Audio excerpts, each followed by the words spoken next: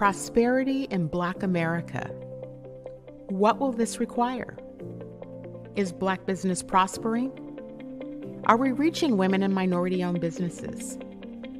How do we achieve earning parity for wealth for our families? Do our children really have access to education? Will our families have choices for our children? Prison pipelines, mass incarceration, tearing our families apart. A healthcare system not accessible to the masses. The disproportionate termination of Black women from corporate America. When will we actually begin to address what's really at play? How do Black people gain more power to help make these changes? This requires a lot of political will and courage. I'm that provocateur of change. I am Cindi Bright. Welcome to HeartBeat. Good evening, everyone. Welcome to HeartBeat. I am your host, Cindi Bright. Thank you for joining us tonight. I know you're all joined because we have a fabulous guest joining us this evening to have a conversation with us in our community here. Newly elected president of the Alaska, Oregon, Washington NAACP, Sheley Secrest is here with us. I'm going to invite her in, and I'm also going to bring in our regular commentators, Dr. J, Dr. Stephanie Coverson, and Aaron Jones in so that we have a collaborative conversation because we only have Sheley for the first half of the show. So let me first welcome in Sheley Secrest back to HeartBeat. Hey, Sheley, she's from Washington, D.C. and taking this in the middle of a pavilion back there. Thank you for joining us tonight. I wouldn't miss it for the world. Good to be back. Let me welcome in Dr. J, Dr. Stephanie Coverson, and Aaron Jones made it this evening. So let's see, do I have all of you on screen there? I do. Welcome in, all of you. How are you all doing this evening? Wonderful. Great. Good. Well, we have a new president sitting in our presence today. We have all these queens and this president. I'm excited that Sheley has won this election. I've gotten to know her over the past year. I'm excited about where we're headed with her leadership. Sheley, I want to turn it over to you, and I want you to have an opportunity to talk to our community about your role, your vision. What are you thinking? How you feeling? What you doing back in DC? I know you're at the Black Caucus. Yes. Talk to us. Yes. Well, again, my name is Sheley Secrest. I have the honor of being your newly elected incoming president of the biggest, the baddest, the boldest, and oldest civil rights organization in the nation. Go ahead, bring the tambourine, the one and only, the NAACP. I am so excited. This position has never been held by a woman. Can you believe that? Right? Of the regional for the state area conference. Never a woman, always the bridesmaid, never the bride. And so finally being able to hold this position, and I'm fired up because don't get me wrong, NAACP in Washington State, Alaska, and Oregon, we've done historic things, right? Dismantling the way that police officers investigate complaints of misconduct on a statewide level. Mind you, the officers who murdered Manuel Ellis, they actually are facing trial. It should start next week down in Pierce County Superior Court, right? That is historic. That we actually have prosecuted officers, and that was nothing but the movement of people. Because mind you, when the police officers were investigating themselves, nothing was getting done. The officers were put back on the police force. Right. NAACP community organizing, we told the governor, we need something at the state level, independent. The governor said, we don't have anything. So we said, build it, right? And that was a push with the NAACP, a people's action to be able to set up an independent investigative body to look at officers. That's how we got the criminal complaints actually filed, right? Mm-hmm. So we've done historic things. In the past, NAACP, our regional conference, we've eliminated the death penalty in Washington State, right? being able to point out that I think we had, of the 9 people on death row sentenced to the death penalty, 5 were Black.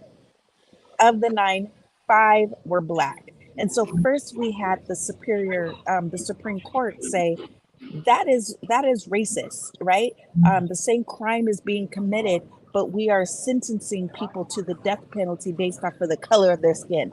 And so NAACP, we actually were able to make that, dismantle that altogether, right? And so a couple of months ago, we ended the death penalty. So we Sheley, done historic work. can I just ask you, since you're talking about the police issues, there are two things happening right now here in the Seattle area. One is the Seattle Police Department that ran over the young woman and laughed and caught it on body cam. I'd love to hear your response to that. There's also jury selection happening now for Manny Ellis in Tacoma. And so I'd love to hear your thoughts about both of those issues from the perspective of the NAACP now. So the thing is with the regional, so we handle all things at the state level, right? Where we champion the state legislators, we champion the governor, in all 3 states of Washington, Alaska, and Oregon. So ours is just thinking statewide policy and legislative action. Got it. The Tacoma NAACP, they are watching the Manny Ellis trial, the convictions, because mind you, this is more than just, we want more than just simply filing charges against the officers. In a case like this, we actually wanted a conviction.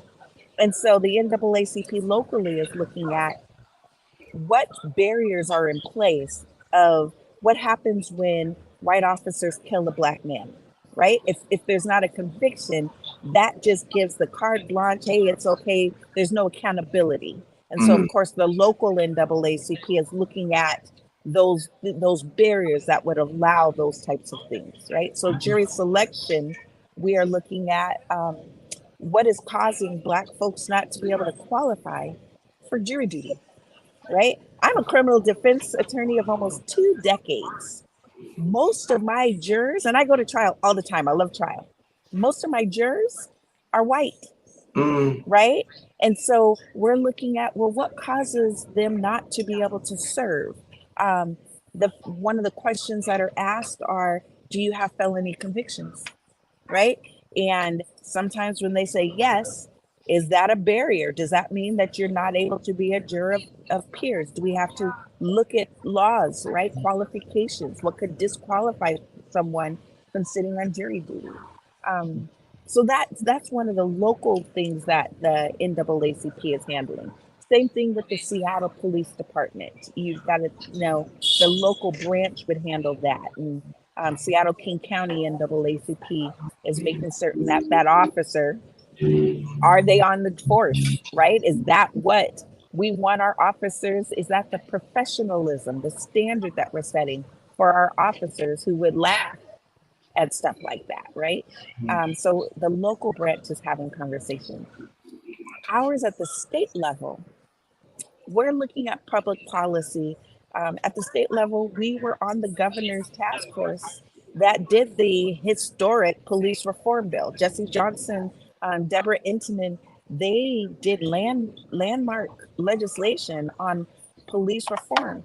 NAACP, we focused on the training and making certain that that training included making certain that they did it under a racial analysis, right? We were intentional on making sure that the investigators who are looking at complaints of misconduct, that they are trained on how to do so under a racial lens. Otherwise, you just get investigations that didn't know how to apply race into it, and they would let the officers off, right? So you got to think of what we do. Ours is at the state level, and the branches, they handle everything at the local municipal levels. Got it. Yep.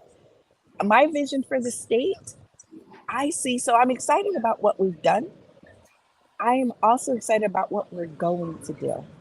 So Under my term, I want to make certain that when we talk about things for public policy and public safety, one of the things, NAACP, we are known for marches and protests and making certain that we mobilize community to hit the streets whenever there's a wrongful death action or a Black man against an officer. We're known for that.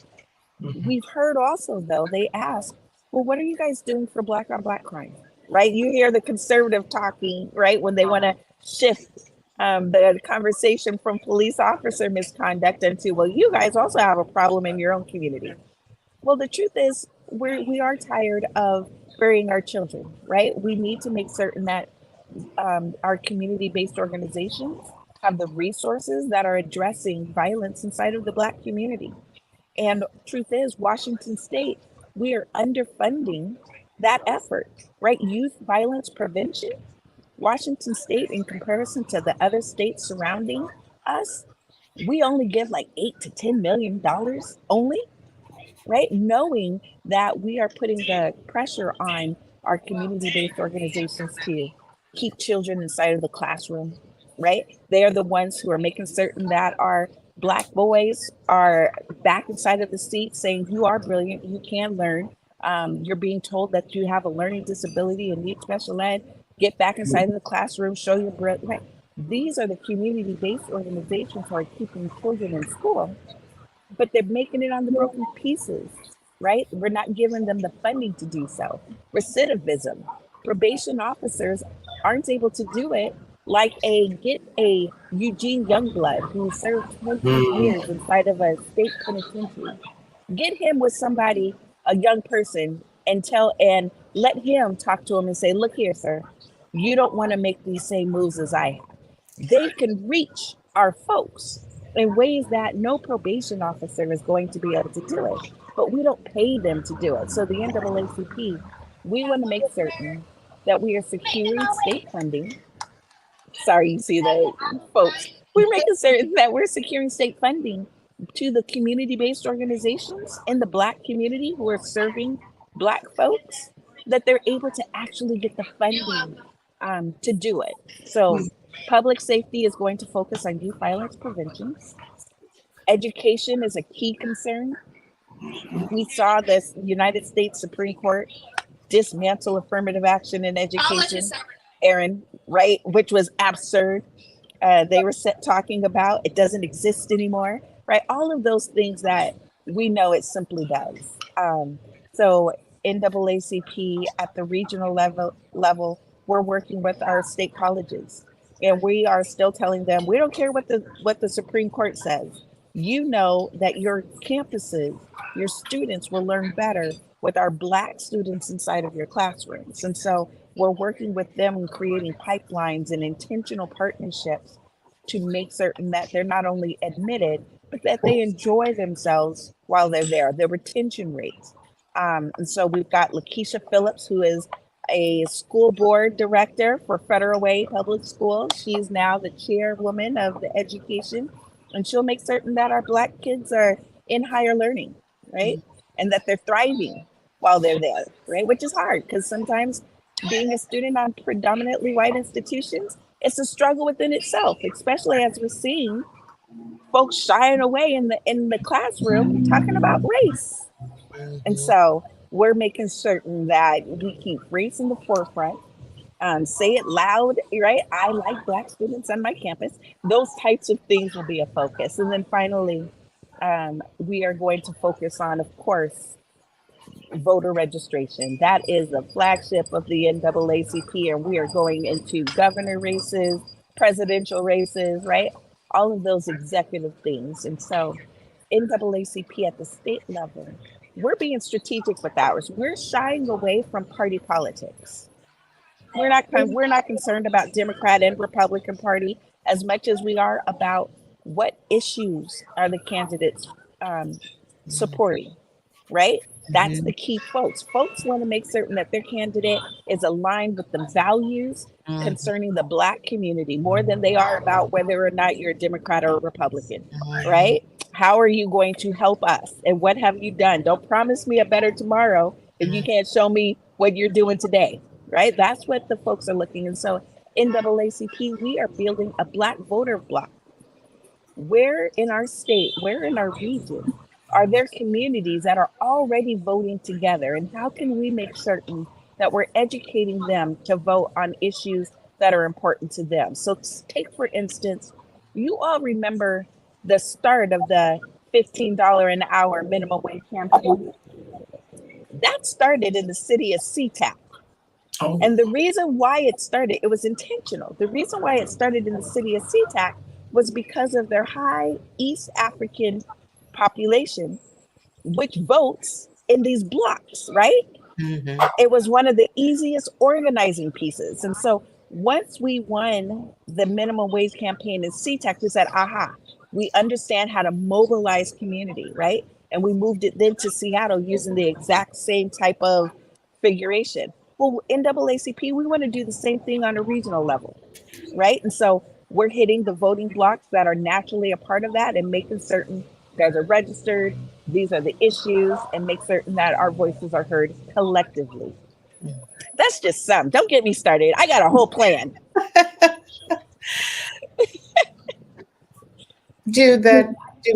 I'm going to open it up to everyone to ask questions if you want to. well, So I do congratulations. have a yes. Congratulations. Yes. Go ahead, Aaron. I'll wait. No, I just wanted to ask a question about policing because I know the most recent article that I heard on the news about this most recent, the vice president and the president of the police union, that there is a law in our state still that allows them to be on the street. That's what I heard this week, is that they're still working right now, and that is a law that needs to be overturned by the legislature this year.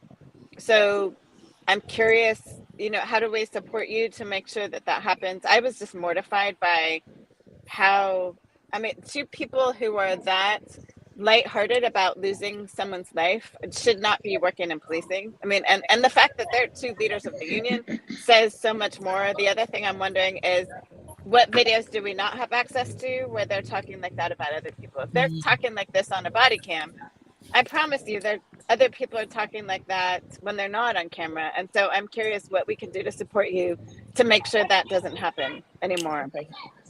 So Washington State, we've got the De-Escalate Washington. Remember that? That was focused more on police misconduct for use of force, right? Matters. A wrongful death type of inquiry, all of those. That's more of where the state is able to kind of pull into a local jurisdiction and analyze where you guys following your policies and all of that. It's harder for state action to be able to do it when there's no use of force connected. In this case, it is a unprofessionalism. So it may be housed right there. The question, though, is the OPA, the Office of Professional Accountability, that is the city of Seattle's police department, which I was on for 4 years. How could they have done nothing, right? Once, what did they know? Did they turn a blind eye? Did they stick their, face in the sand? Right. And I'll be honest, Aaron, if they stuck their face in the sand, the people need to make certain that there's a foot inside of their behind, right? Did you know anything and did nothing?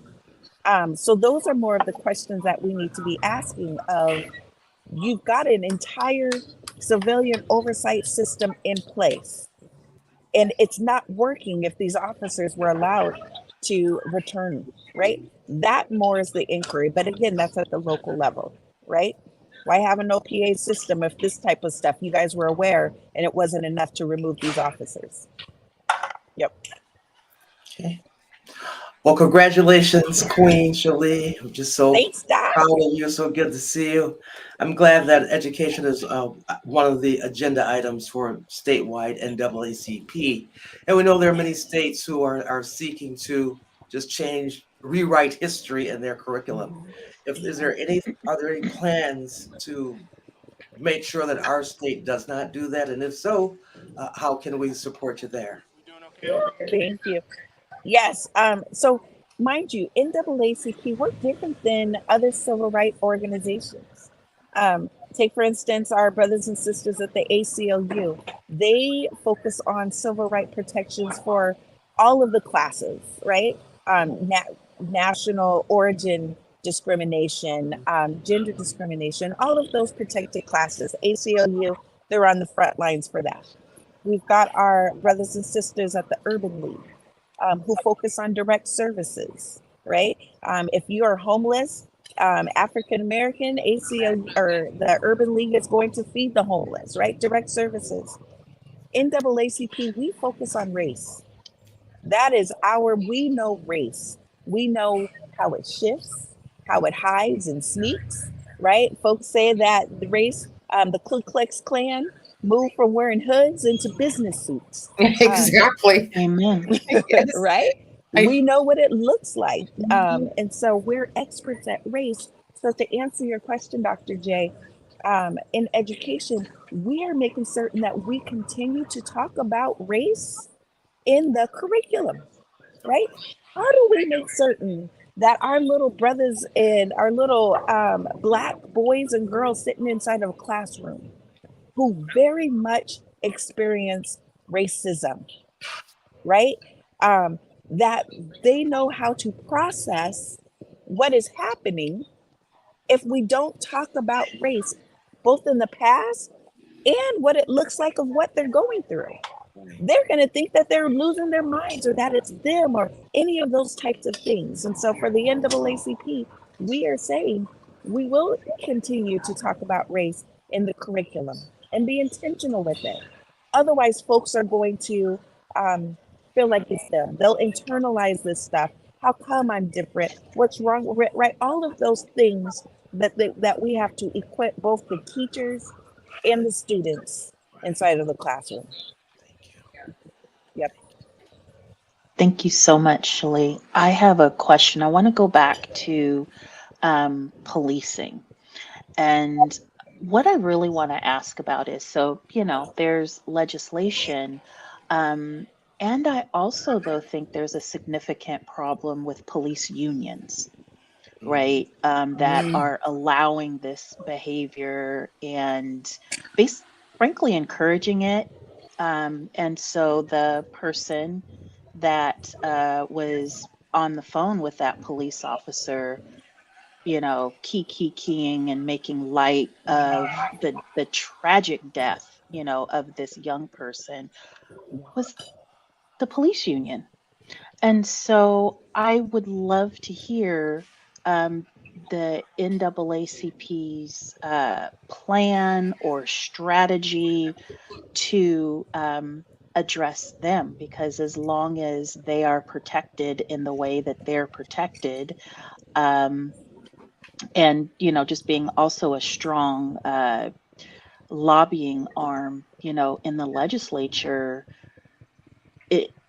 it just feels like what we do legislatively will be hamstrung by the union's continued shenanigans. So what's the strategy and how can we help there? Yes. The police guilds are the unions itself. That is more of the disciplinary arm to the police departments, right? Let's give an example. A local police chief can authorize sanction of a police officer. And if the police officer goes through the hearings and appeal of the police chief's decision, say suspension or termination, that union comes in with their attorneys and they can reverse the police chief's actions, right? The guilds are very powerful. The way that the guilds operate, though, is at the city level. The city council and the mayor, they negotiate the police guilds contracts. And some of those negotiations are done behind closed doors without community input. A lot of the reform measures that the people try to implement, things that would cause a police officer to get terminated. All of those things, community, we had solutions. This is what reform would look like. But especially if we're talking about the city of Seattle, where you're referencing these officers are from the city of Seattle. It was the city council and the mayor in the negotiations with the police guild that they have those conversations, which are private. They can't be shared because they're negotiations, right? And so that really has been the biggest barrier. And the question is, can the state interfere with public or with private negotiations? That really is the gist. The city of Seattle, the only reason why the judges were able to look at the way that they negotiated that private process, excuse me, tongue tied. The only reason why someone else was able to look at the process in which the guild was negotiating with city council and the mayor was because the city of Seattle, that police department is under a federal consent decree. And so they were being investigated of how are you guys doing this, including your guild negotiations. Somebody was looking to see the overall, process. That's rare, right? And so the state where I'm at, I don't believe that we're able to be a part of that process, right? Yep. Is there a way, though, to influence back to sort of the background that you gave there? Is there a way, though, that we can influence the county council, city council, I mean, even the Washington State Patrol? It seems, I don't know, personally, I'm getting to the point where I'm struggling, to pay taxes to fund state-sanctioned violence and murder in communities of color. Amen. Absolutely. Right. How do we turn our anger into action? Right. What can we do about it? It is important that if we're talking about, in this case, the Seattle Police Department, that's the Seattle City Council, that's the Seattle Mayor, know that they have their contract negotiations. The guild has to negotiate. This is how we can make certain what the pay rate for officers are. This is the process of suspension and discipline. All of those things. That's the guild, the contract negotiations. The city, the community, we can attend some of those hearings, right? We even protested city council saying, stop negotiating our rights behind closed doors. Like, it's been a full-on battle trying to make sure that you guys are operating under the community's voice. So if you wanted to get involved, the community police commission, they usually have a really good, the director of that is Felicia Croft. They usually have a good strategy, plan of action for community to be a part of those contract negotiations between the police department and the guild. Right? Yeah, that's your go-to if you want to have input. I'll be honest with you, when it comes to that discipline though, they don't listen to community as much as they should. Right? It's not enough. And to which I say, you're toothless dog with no bark. We're telling you guys what the problems are, and all we can do is make recommendations, and you guys aren't implementing the recommendations. That's the problem, but that's the power of the guild right now. And so that's where the battle is, but that's on a local level. Yep. Very helpful to hear, Sheley. I want to be respectful of your time because I know you're in the street. We can hear the horns blowing behind and see people dancing. I know I don't want to cut you short, but I do know we're at the half hour, so I want to honor your time and say thank you for coming on with us. The four of us will continue a conversation about some things here in the community. You can probably catch the rest of the show later, but I just wanted to say thank you and allow you to head to your next appointment or your next, I think you're going to party personally, but I'm going to. There's a little bit of that, right? Yeah. With the Congressional Black Caucus, they do a little bit of that too. Work hard and play hard. Thank But you look, so I much. look forward to being able to join you ladies, sit at the table again, and share the work that's being done. NAACP, we are making certain that we are moving in action to do the work with the racial lens. We are unapologetically fighting against racism. And we're building an army of anti racists, right? Folks who are willing to do the work to dismantle the system. Yes. That's going to be a full time. I mean, I know we're going to have a whole bunch of stuff to talk about because we are going to kick up dust. You hear me? And so I am excited and ready for it. You have Thank you for having me on your show. you have access here anytime. You know that. So we'll look forward to staying in touch with you. Thank you, Sheley. Blessings, Thank you. team. Bye. Bye, everyone. Yeah. Thank you. Good seeing you. Whew. Wow. I didn't realize she was the first woman elected to the president of the NAACP. In 2023, we're still having firsts. Yeah, that caught me off guard too. As did your comment, Stephanie, Dr. Coverson, about I'm tired of paying taxes. We're literally paying for murder. And just to hear it like that, it's like, whoo, that's so powerful and so true of what's happening here. I mean, it is. And as many times I could just think back in my career with the state, when somebody would call upset for whatever reason, I pay your salary, I pay your taxes, I pay my taxes, I pay your salary. And that is absolutely true, right?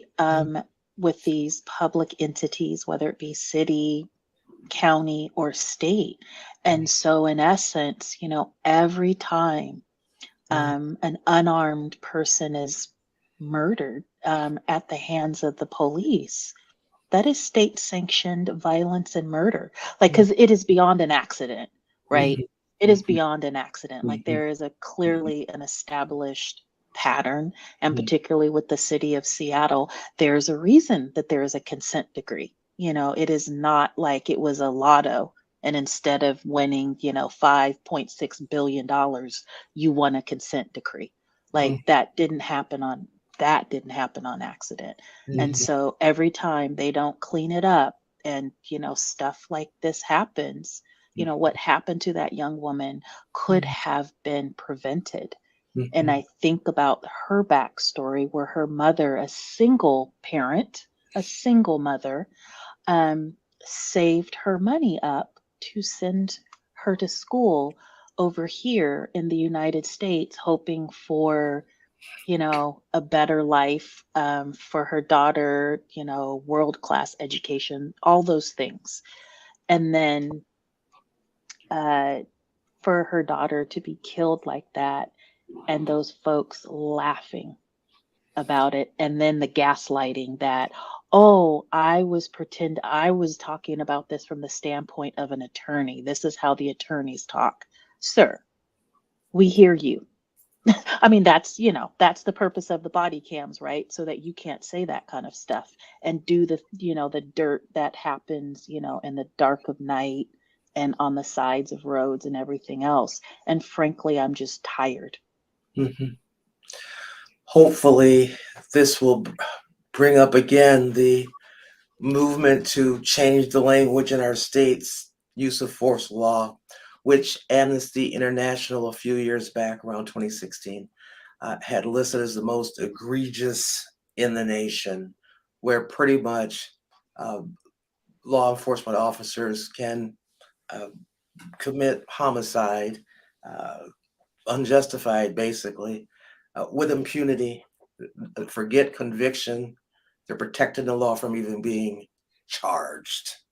So I know that she said they're going to focus on youth violence prevention and making sure that the community-based organizations get the monies that they need to make sure that our babies are educated. Yet perhaps this might be a time to think about looking at that statewide legislation again. That statute. Absolutely. I wonder also, you probably know more about this, Dr. J, than I do, but I wonder, as part of equity work in the state And as part of it's what Dr. Coverson just said. I wonder if we can try to get some policy in place to take the 7% Black population that we have here in Washington State and stop us from paying all these taxes, like as part of reparations or a way to, like, we're paying to have our kids and community murdered. And there is a gross injustice in that alone. And 7% of Black people are putting a portion, probably a good chunk of money, revenue into the state. Is there a way that we should attack that as a Black community to go after some sort of policy or some sort of way of policy that we don't pay taxes until these issues are dealt with until they're dealt with? Mhm. Strategy would be twofold. One, Mhm. to create a statewide coalition and a leader of that coalition to lead the legislative campaign. And then two, finding a sponsor, preferably in the House and the Senate, build someone to sponsor that legislation. And to the degree that there are facts that substantiate a one page, here's the problem, here's what we're recommending as a solution, to get somebody behind it, that's how that would take place. Mhm. Mm-hmm. And since And the president of the NAACP indicated that they are looking at statewide issues, not Mhm. quite sure if this is one that would fit into the police accountability category, but definitely it would be worth a conversation to see if perhaps they would like to also be part of that coalition, since they are part Mhm. of the police accountability coalition. But this would be perfect timing because, as Sheley mentioned, de-escalate Washington. There's the Office of Police Accountability. There's a whole group of people who are still very concerned about reparations in this area and accountability. So that would be my I suggestion. and I'd like to push back a little bit on the idea of alleviating 7% of, the of Black folks who are 7% of the population from paying taxes. Um, what I would be very interested in seeing is whatever that dollar amount is, that it is added onto and invested in our communities, Mhm. right? And so if it doesn't fit within police, accountability, if that's sort of not the theme that they're talking about, uh, can you fit it in with the school, Mhm. right? The education systems that are failing, Black and brown children with sort of the disparate impacts there, law enforcement, healthcare, they're just on and on and on. I mean, this is systemic. Um, and my worry, it's sort of about this not paying taxes around that 7% getting our taxes back, is all that's going to happen is that they, cut the budgets for those social services and education programs, that are already MacGyvering whatever, programming and stuff that they do that will impact our community.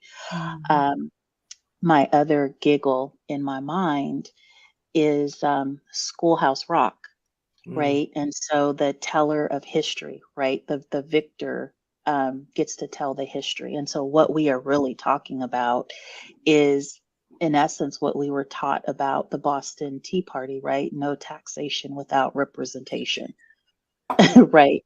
And so we just don't happen to be, as a community, sort of the victors in this situation. And um, yeah, it's just very disheartening to continue to, pay taxes into a system that then turns around and gaslights us and tells us, it's something that we're doing wrong or our communities are doing wrong as to why we're not thriving and frankly barely surviving.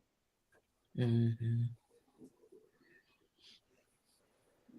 So I wonder, I've been talking a lot about policing lately, I think because of this situation, but also, we've had a number of weapons brought to schools just in the first weeks of school, My goodness. school shootings already. I mean, it's just there's just so much violence. I literally recorded a video before the show today just about we are just a violent nation.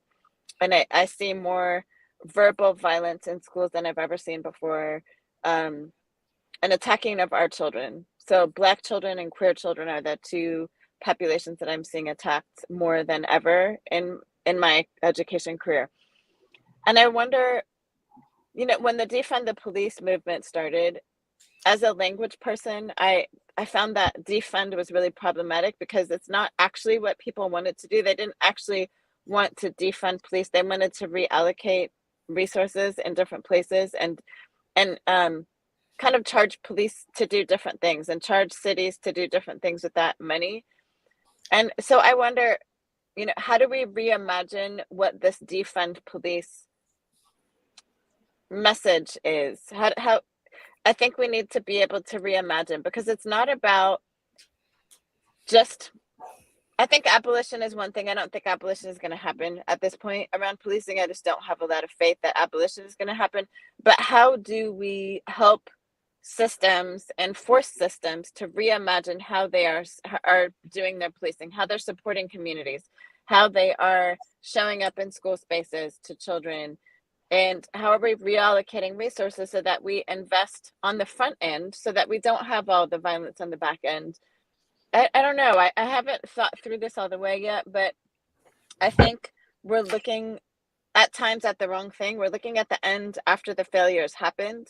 And how do we start from the beginning with investment in community? Where are the places that we need to invest? And yes, the back end needs to be held accountable as well. But when I think about taxes, the difference between the United States and the Netherlands, where I grew up, in the Netherlands, they were preventative. So the taxes were invested in preventative measures to make sure that people didn't end up homeless, to make sure that people had an education through their PhD, to make sure that when people lost jobs, because people are going to lose jobs, period, for a lot of different reasons, there was re-education for people that was free. And folks got an allocation of money while they were being retrained for another job. Then I came to the US, and it's almost like in the US, you have to be failing enough in order to get support. And so we wait until the very end, and it's almost like you have to prove that you are failing enough. We have to prove that there's enough violence to do anything, instead of what is the preventative stuff that we could do that, and it just boggles my mind. Like, we're so much the scarcity, so much the waiting for the violence and everything be destroyed first before we step in to solutions.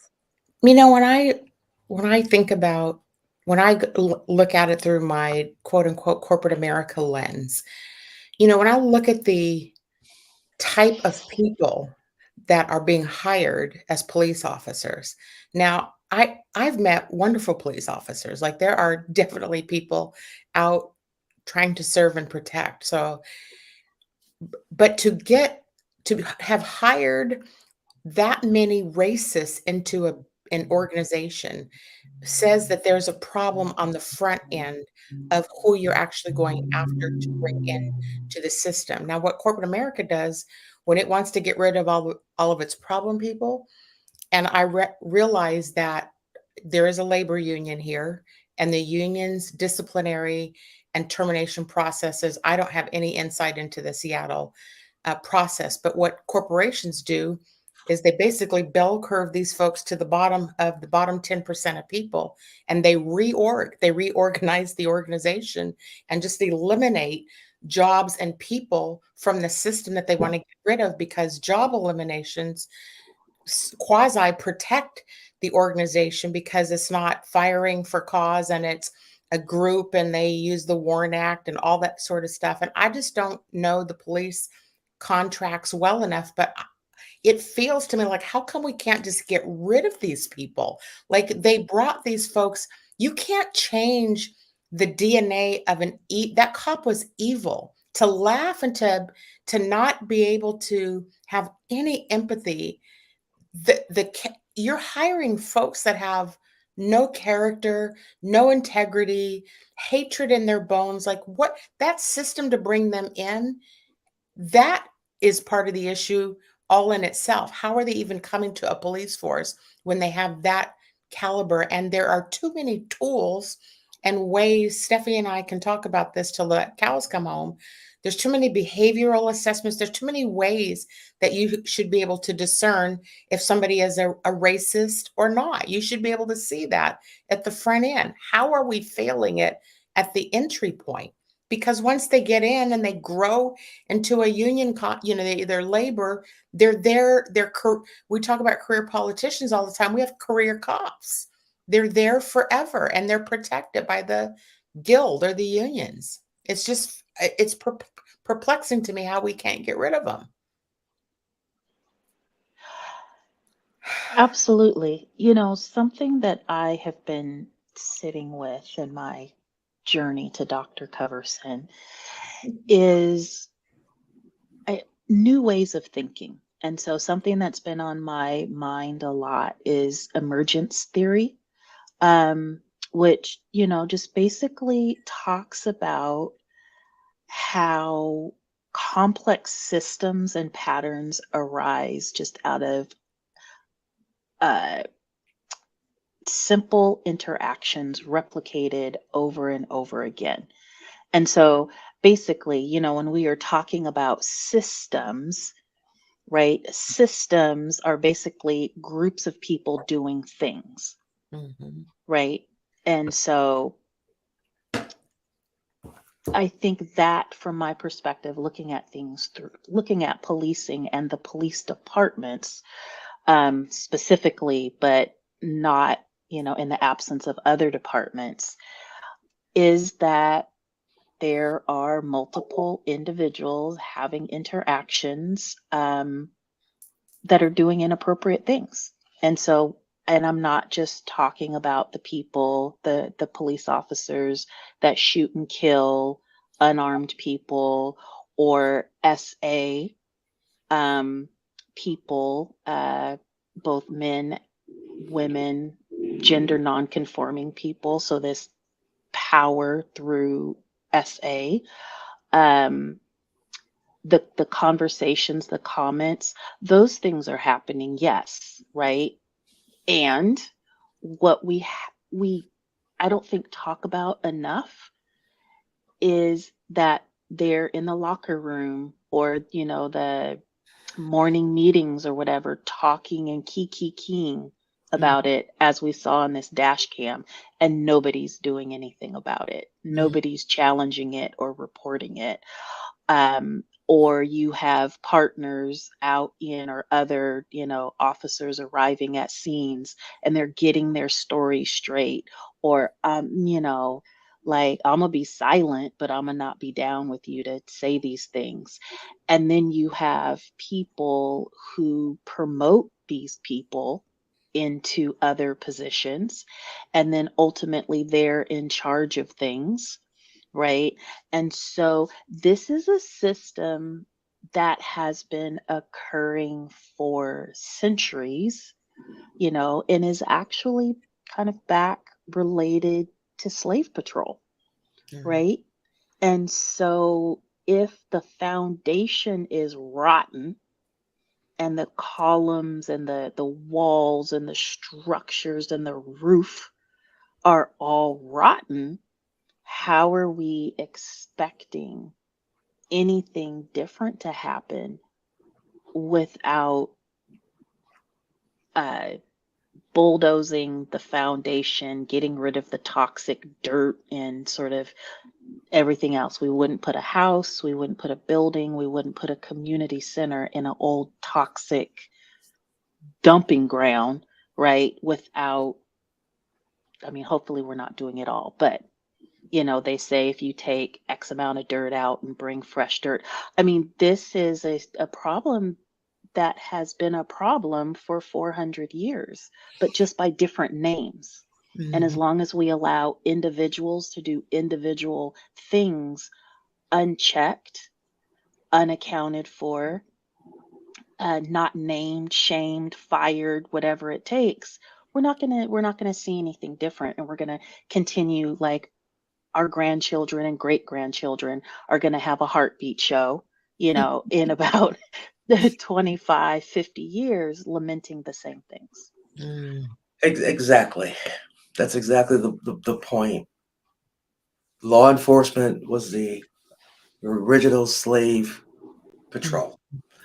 And so, to your question, Aaron, how do we even reimagine this?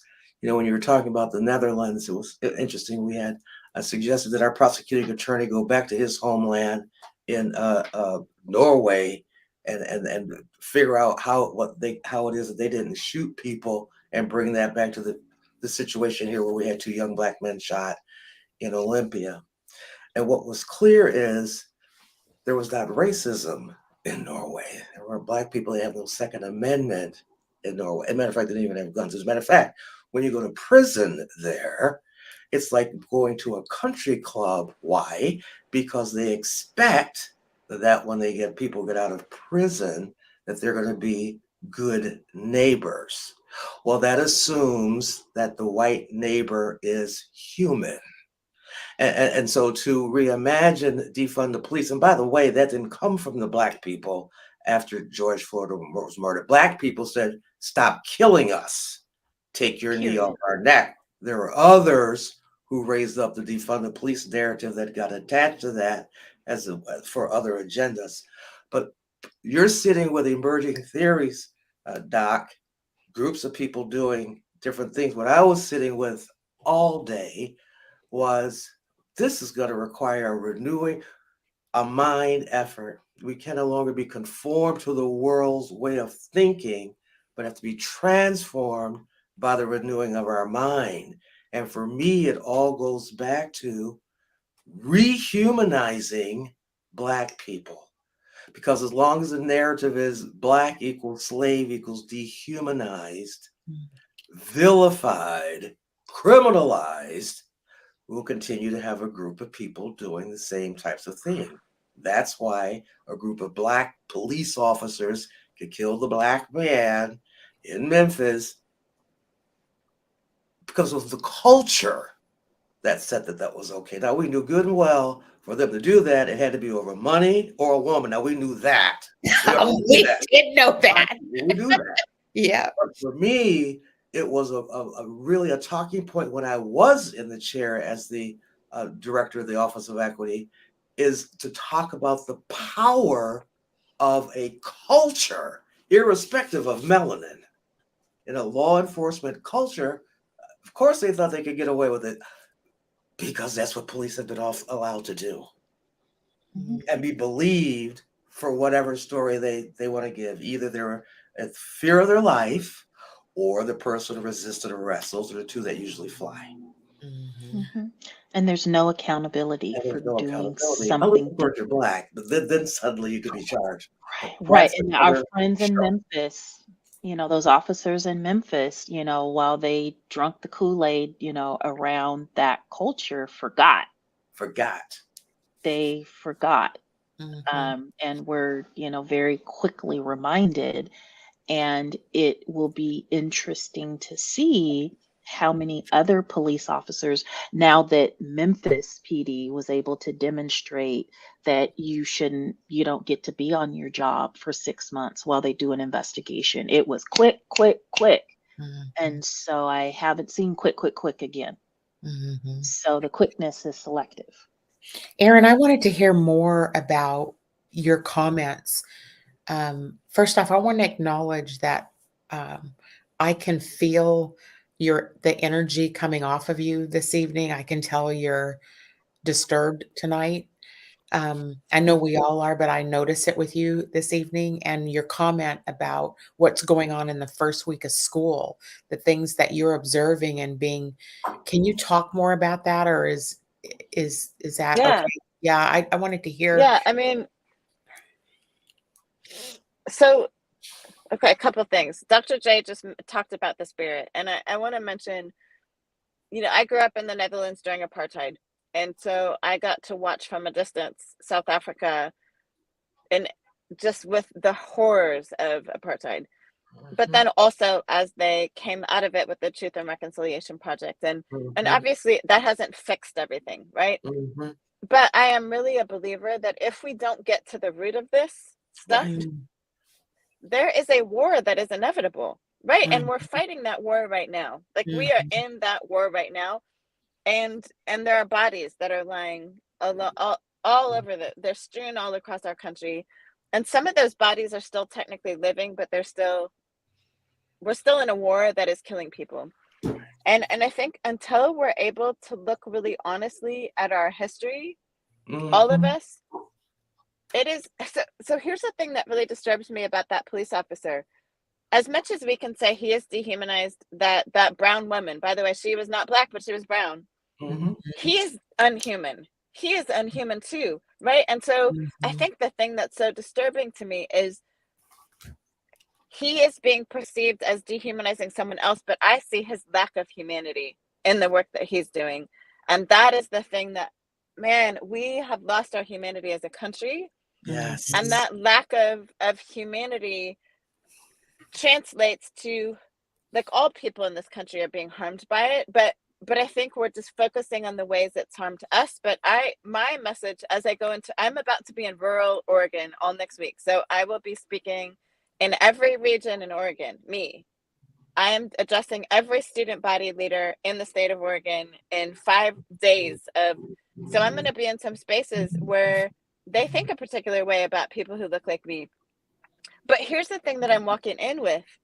They have lost a part of their humanity when they don't see me as being also made in God's image. Right. Right. And so how do we get back to that? And I think that's why I'm so disturbed, because children are watching all of this. And all children know to do with their immature minds is to reflect back to us what they're seeing in the adults. And so it is inevitable that we're going to see greater violence in schools this year. It's inevitable because we're seeing greater violence in adults that is being sanctioned and promoted and encouraged and elevated. And I mean, it's just, and so it's inevitable. I mean, I know how children are. And because of the technology that they carry in their hands, where they get to see that violence all the time and they get to see the lack of accountability. How do you tell a child they can't use the N-word when they're seeing adults use the N-word? How do you tell a child it's not okay to carry a weapon when they see adults carrying weapons and using them? How do you tell a child it's not okay to dehumanize others when they see adult leaders dehumanizing others, right? And that's the thing that I'm really disturbed by right now, that just there's this wrestling in my spirit. So I'm headed to see Tim Wise tonight down here in Centralia. And I love Tim Wise in a way. And yet there's also lots of money that he's making on talking about anti-racism and stuff is not changing. So we can talk and talk and talk and talk and talk, and people are going to go to this. And I bet I'll be the only Black person in that auditorium tonight. It's part of the reason I'm going. I bet I'll be the only Black person there. And people are coming to tickle their ears and to say, we went to hear Tim Wise talk about anti-racism and what is going to change tomorrow. So I know, Dr. Coverson, you probably want to say something, but you've touched my heart, because you are in the space that I've been in for a few years now. And I'm just concerned that we're killing one another because of the hatred in our heart over something that we had no say-so in. And again, I just thank you, Cindi, for the platform to lift up love as a verb, as an act of our will. We find our way back to ourselves and to other selves, Ubuntu, the interconnectedness of humanity. Because racism, the system, which is really about greed, power, and control, greed, power, and control, that's what we're really talking about here, has harmed, as we've been talking about all night, everyone, those who have been in positions to be oppressed and those who have been the oppressor. And that's what I'm hearing you say, Aaron. It's hurting everyone, such that people like Dr. Coverson are saying, you know what? And I don't want to contribute another dollar to a system that's killing us. And so whatever we can do to start modeling love, to start elevating the interconnectedness of humanity. I hate to keep bringing up Dr. King, but I'm not going to apologize. He said, either we will learn to live together as brothers, or we'll perish together as fools. And I see us on the trajectory of perishing. Lest we forget, I don't know what the 2024 takeaway 1776 is. Can't do the math in my head anymore. But I bet you it's less than 1,000 years. I bet you it's less than 2,000 years. The age of many nations who are in maturity, and we're still, I don't even know if our nation has even hit puberty. And they're watching us destroy ourselves. And how would one not even imagine that no one is waiting to attack America for the colonization and the destruction of lives in their nations when we robbed their natural resources, when we came in and colonized them and did in their nations what they've done here. Blood is thicker than water, and in many of these other nations of brown and red and other people groups, I think they're looking at water and how they're going to be able to watch the Americans implode based on skin color, whatever, while planning. And it's already happening. Planning to take over. Yeah. I mean, our democracy has been downgraded, like our democracy credit rating. Our democracy has been downgraded behind all of the shenanigans, that have been occurring. Ladies, we are at the hour, and I want to honor and recognize all of your contributions to this show tonight. We could talk about this forever. What's going through my heart right now is the term Stephanie and I have been talking about all week, which is courageous together. That the only way that we're going to actually be able to change anything in this world is what you're talking about, Dr. J, is what you're talking about, Aaron, is this is a heart condition.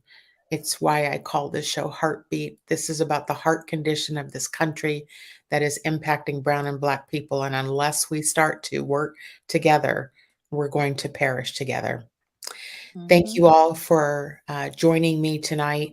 I appreciate you being on with me. And to our listeners who joined us this evening, thank you for joining this show each week. I enjoy having you on or following. I enjoy your comments and feedback that I'm receiving from you. I enjoy your emails that you're sending, encouraging this work. We will continue this work to be courageous together. HeartBeat will not be on air next week. I have a commitment that I have to attend on behalf of Converge, but we will be back the first Wednesday in October. So have a good week. I look forward to seeing you next time. Half that up in sacks, I favor black businesses. Assuming I'm rooting for everybody that's black.